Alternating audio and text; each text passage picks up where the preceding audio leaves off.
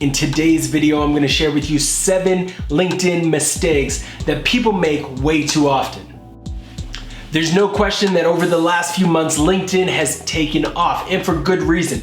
They've made all the right changes to their algorithm and to their feed that has increased the amount of people who are sharing quality content. And as a result, more people are spending more time on LinkedIn. And as a result of that, that means more time equals more opportunities for marketers like myself to connect with their target audience. Since they made these changes, I've been all in on LinkedIn. I've been spending more time putting up posts. I've been spending more time distributing my content there. I've been spending more time on this channel because there's more time being spent on it by other people who I want to connect with. Over this time, I've been able to reach thousands of people from all over the world. And in this video, my hope is to share with you some of the mistakes that I still see people making, and ultimately the mistakes that are holding them back from achieving success on LinkedIn. Mistake number 1 is people are still not filling out their profile in full. You need to ensure that you have a profile photo, that you have an About Us section. You need to ensure that your title is there. You need to ensure that your jobs that you've had at least over the last 5 years are listed as well. Make sure that you fill out your profile in full. The same way that folks didn't want to follow an egg on Twitter, people don't want to accept a friend request from a random avatar that doesn't actually have a face. Show people who you are. Show people what you're all about. People want to see that they're connecting with a human, not an avatar. But it doesn't end with your profile pic. Make sure that you've updated what school you went to, what jobs you've worked at in the past. All of this information will help past colleagues and past alumni find you and identify, oh, this is that person that I went to school with, and therefore increase the likelihood of you reconnecting. Mistake number 2, don't always ask for things. A lot of people go on LinkedIn with one goal. I need to ask people to share my content, ask people to comment on my content, to leave me a recommendation. Don't be about that. Recognize that the internet is filled with karma. If you add great value to the feed of those who you are connected to, you will get value back. So before you request that people share your content, take the time to create content that is so good that they have no choice but to share it.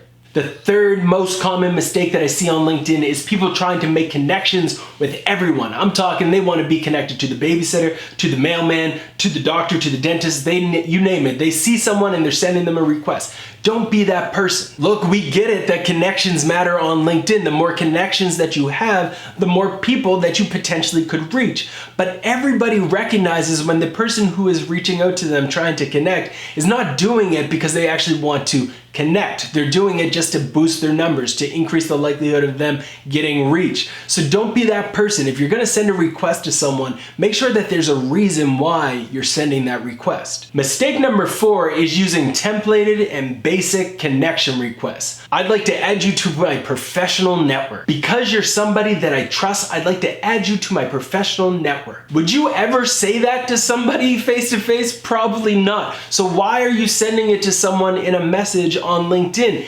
Instead, be personal, be human, be personable. Say, hey, I'd love this blog post that you wrote. I would love to connect with you on LinkedIn. Or it was great meeting you at this event. I would love to connect with you on LinkedIn. Stop being a robot, be a human. Mistake number 5. Okay, stop calling yourself a lion. If you're not familiar with what a lion is, here's the description. A lion is a member of a professional social networking site that encourages connections from any member of the site by publicly declaring that they are open networkers. In other words, they are open to connect with anyone who sends an invitation to them. Really? Really?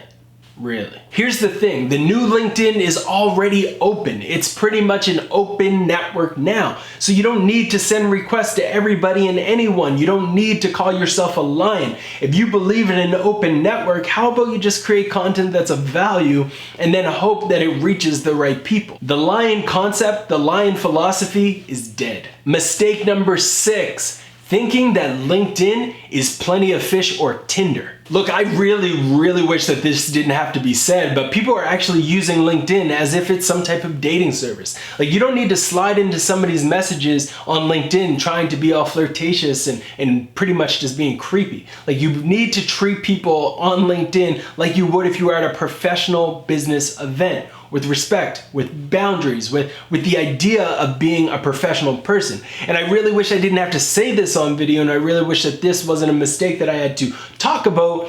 But this is a real issue on this site, and this is a real issue that we as an industry need to not only accept, but also overcome. And the seventh mistake that I most frequently see on LinkedIn is people sending a pitch as soon as you accept their invitation request. Look, I don't know if you're using an app to do this or whatever it is, but some of y'all are really quick with sending out that pitch, and I'm telling you, it's not going to work. It's not going to get you very far. And if you're automating it, it's probably gonna get you kicked off the site soon. But that's a different topic. At the end of the day, you don't wanna go in with the hard sell immediately. Build a relationship, build up some rapport, and then after you've done that, after you've strengthened a relationship with someone, that's when you go in with the pitch. If you're like me and you've been following the latest changes and trends surrounding LinkedIn, then there's no question that you're probably excited about it. I mean, I'm excited about it. It's like being a kid again and you might get a super soaker for Christmas kind of excited. I am pumped about where this platform is going, where the channel is going,